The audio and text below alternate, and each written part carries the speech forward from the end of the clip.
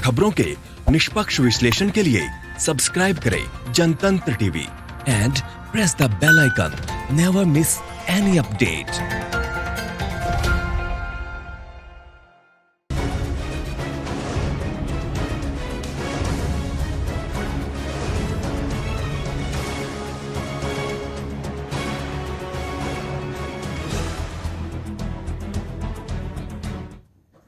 नमस्कार, आप देख रहे हैं जनतंत्र टीवी में हूं आपके साथ अनन्या तिवारी। बिहार में विधानसभा चुनाव की तारीखों का ऐलान हो चुका है।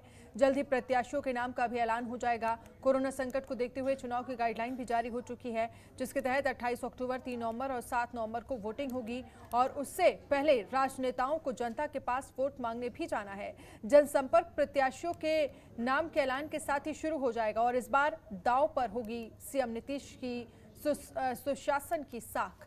नीतीश कुमार बीते 15 सालों से बिहार के मुख्यमंत्री हैं और जनता उनके इस शासनकाल के बारे में क्या सोचती है, हमारे पटना रिपोर्टर अभिषेक ने सड़क सड़क घूमकर लोगों से जनसंपर्क कर जानने की कोशिश की। रिपोर्ट देखिए।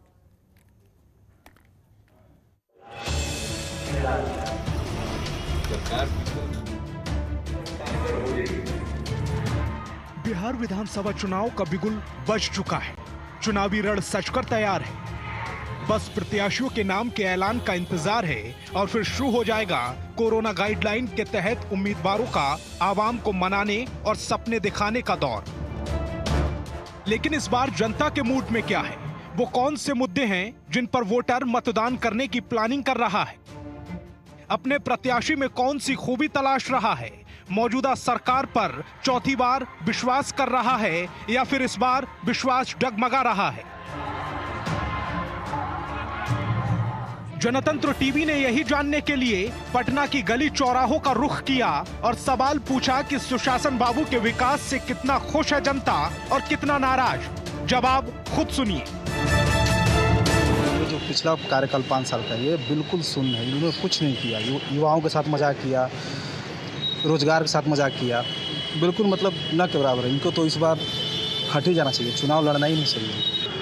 कोरोना काल में कुछ भी नहीं अच्छा रहा, कुछ भी नहीं। जांच अच्छा से हुआ, घर घर भी अच्छा से जांच उच नहीं हुआ, जैसे था वैसे सब आदमी रहते चला गया।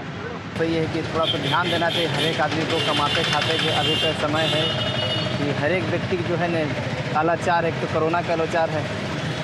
2 पैसा किसी के पास नहीं अगर रहेगा तो खाएंगे क्या? तो आवाम ने सुशासन बाबू को विकास के नाम पर नकार दिया, रोजगार के नाम पर नकार दिया, युवाओं की तरक्की के नाम पर नकार दिया, यहां तक कि कोरोना संकट में नीतीश सरकार की ओर से किए गए प्रयासों को भी नकार दिया।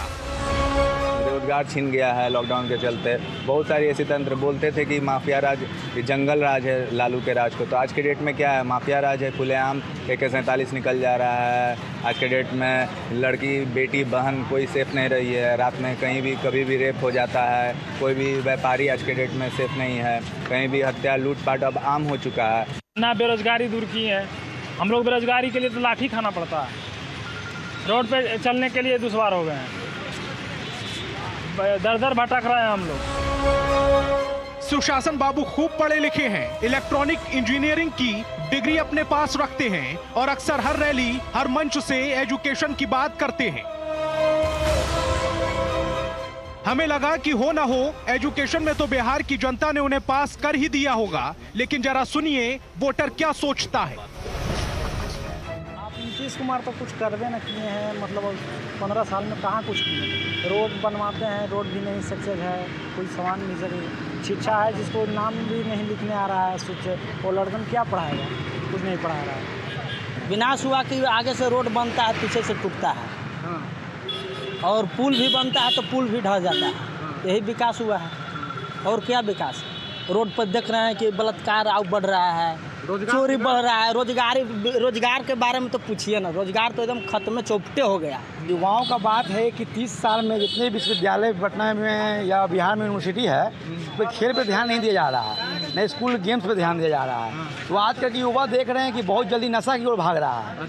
गांजा पी रहा है, सिगरेट पी रहा है कम एज में। उस पर ध्यान देना चाहिए जब तक खेल का मैदान नहीं रहेगा उपलब्ध। लो जी, यहाँ भी जनता ने शिक्षा प्रेमी सीएम नीतीश की शिक्षा नीति को नकार दिया। लेकिन मन में सवाल कौन था? सुशासन बाबू बिहार में सड़कों का जाल बिछाने का खूब दावा करते हैं। चुनाव नजदीक आने पर पुलों का शिलान्यास भी करते हैं। ऐसे में हो ना हो, जनता ने सड़क निर्माण में तो उन्हें पास कर ही दिया होगा, लेकिन अफसोस सुशासन बाबू यहां भी नकार दिए गए। युवाओं को क्या चाहिए? युवाओं को रोजगार चाहिए, युवाओं को क्या चाहिए? स्पोर्ट्स में आगे बढ़ने के लिए चाहिए। इस क्षेत्र में तो अभी उन लोग को काम करना पड़ेगा, क्योंकि अगर अच्छा स्पोर्ट्स का कल्चर नहीं रहेगा तो युवा डेवलप कैसे करेंगे? हमारे विधानसभा अरवल में अभी तक हर एक गांव में रोड का वही जर्जर स्थिति है। हर बार चुनावी दौरा में विधायक लोग आते हैं, उनके यहाँ से गठबंधन के लोग आते हैं, बोलते हैं इस बार हो जाएगी, लेकिन अभी तक तो कोई सुधार वहाँ पे नहीं आया है। शिक्षा में भी वही है, 2 स्कूल में मास्टर बहाल हैं तो पढ़ाते हैं कम और सोते हैं ज़्यादा क्लास में, तो उस देश में बच्चे का भविष्य क्या होगा? तो बिहार में महीना भर बाद चुनाव हैं और सीएम नीतीश का रिपोर्ट कार्ड सबके सामने है। जनता 15 साल में सुशासन को सिर्फ हवाई दावा बताती है और पटना की सड़कों से उठती आवाज सुनकर इसके खोखले होने का अनुमान खुद ब खुद लग जाता है। ऐसे में अब की बार किसकी सरकार, ये सवाल बड़ा हो जाता है। ब्यूरो रिपोर्ट, जनतंत्र टीवी। तो बिहार के सीएम नीतीश कुमार का रिपोर्ट कार्ड हमने आपके सामने रखा। 5 साल में कितने विकास के दावे और क्या कुछ स्थिति है सरकार की, वो हमने आपको दिखाई। इसी पर चर्चा करने के लिए हमारे साथ 2 खास मेहमान जुड़ गए हैं। डॉक्टर उर्मिला ठाकुर हमारे साथ आरजेडी प्रवक्ता जुड़ गई हैं। उर्मिला जी, बहुत बहुत स्वागत है आपका जनतंत्र टीवी पर। और साथ ही दानिश रिजवान बीजेपी प्रवक्ता हमारे साथ लाइव जुड़ गए हैं।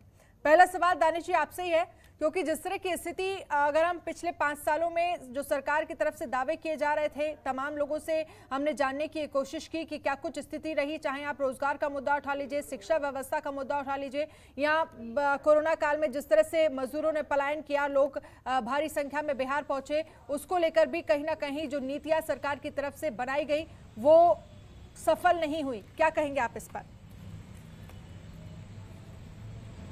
देखिए अनन्या जी, सबसे पहले तो मैं बीजेपी का प्रवक्ता नहीं, हिंदुस्तानी अवाम मोर्चा सेकुलर का प्रवक्ता हूँ। इसको जरा संशोधित करवा दीजिए, स्क्रीन पर तो अच्छा रहेगा। रही बात आम जनता के व्यूज के, आम जनता की बातों से, तो देखिए जनता की बातें हैं, जनता ने करा है।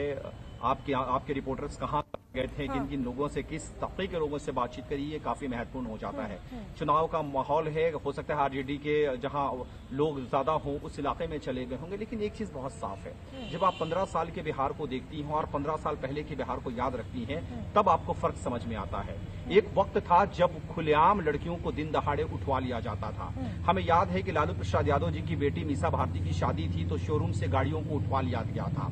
किस तरीके से डॉक्टर्स के साथ पलायन का हो रहा था, डॉक्टर्स के किडनैपिंग्स हो रहे थे, किस तरीके से व्यापारियों को पटना छोड़कर, बिहार छोड़कर दूसरे राज्यों में पलायन करना पड़ रहा था, ये सारी चीजों को बिहार ने देखा है। एक वक्त था जब नरसंहार का दौर होता था और बिहार में एक साथ 150, 200 लोगों को मार दिया जाता था और लालू प्रसाद यादव जी कहते थे हम देखते हैं, काम कर रहे हैं। वक्त बदला है, बिहार के हर गांव में सड़कें गई हैं, 24 घंटा बिजली है। आज 8वीं फेल लड़का भी बिहार में नेता प्रतिपक्ष बन चुका है। अब हम ये चाहते हैं कि वो 8वीं फेल लड़का ग्रेजुएट हो जाए, हम इस चीज में बैठे हैं। तो देखिए बिहार में 15 साल बनाम 15 साल की लड़ाई हो रही है, 15 साल के जंगल राज बनाम 15 साल के सुशासन की बातें हो रही हैं। हमने पूरी कोशिश करी है कि बिहार की तस्वीर बदले और निसंदेह बिहार की तस्वीर और तकदीर हमने दोनों बदलने का काम किया है। ठीक है। आज हमारे सुदूर गांव की एक महिला सरकारी एम्बुलेंस में, प्रेग्नेंट महिला बिना हिचकोले खाए बैठ के सरकारी अस्पताल में आकर के अपना इलाज कराती है। ये बताता है कि विकास दिखता नहीं, महसूस होता है। क्योंकि जब वो एम्बुलेंस में बैठी होती है और कहीं गड्ढे नहीं सड़क पे होते हैं तो उसको यकीन हो जाता है कि बिहार के मुख्यमंत्री नीतीश कुमार जी ने काम किया है। और इस काम की तारीफ तो लालू प्रसाद यादव जी ने भी करा है, नेता प्रतिपक्ष तेजस्वी यादव जी ने भी करा है। 2 साल तक जब वो उनके साथ थे तो कह रहे थे कि नीतीश कुमार जी ने तो 12 साल में बिहार की तकदीर बदल दी, बिहार की तस्वीर बदल दी, और आप कहते हैं 15 साल में कुछ नहीं हुआ है।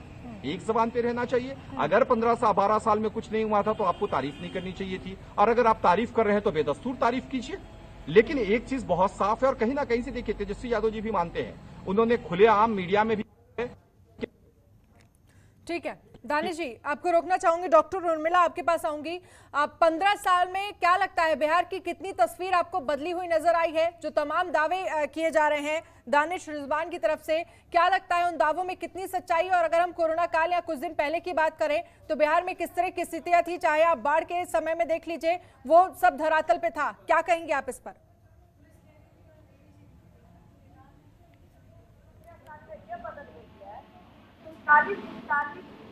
संसद का सीट देने के बावजूद भी जब श्रमजीवी आ रहे थे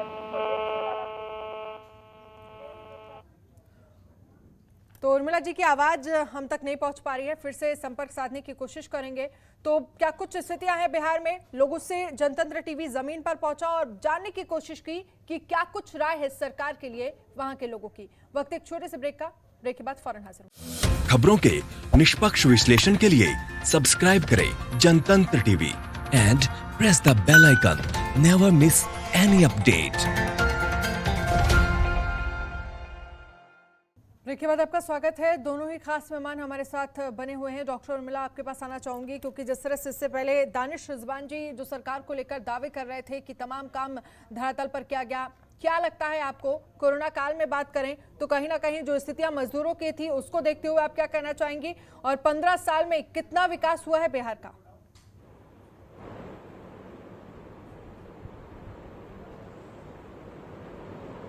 उर्मिला जी, आप मुझे सुन पा रही हैं?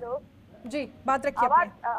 मैं तो सुन रही हूँ, आपका आवाज जा रही है? हाँ जी, हाँ जी, आ रही है। आप अपनी बात रखिए। मैं कहना ये चाह रही थी अनन्या जी, 15 साल अभी जो चुनाव हुआ पूरे देश में लोकसभा का, और केंद्र की सरकार ने जो वादा करके गए थे, हम विशेष राज्य का दर्जा देंगे, विशेष पैकेज देंगे। पटना यूनिवर्सिटी को देखिए, सेंट्रल यूनिवर्सिटी का दर्जा नहीं दिया गया। मंदिर के साथ क्या हुआ? कोरोना में कहीं कोई व्यवस्था नहीं। एक तरफ लाश पड़ी हुई थी, एक तरफ जो है इंसान सोया हुआ था, एम्बुलेंस की कोई व्यवस्था नहीं, कोई डॉक्टर नहीं। ये सारे देश और दुनिया ने देखा है कि लचर पचर व्यवस्था स्वास्थ्य का।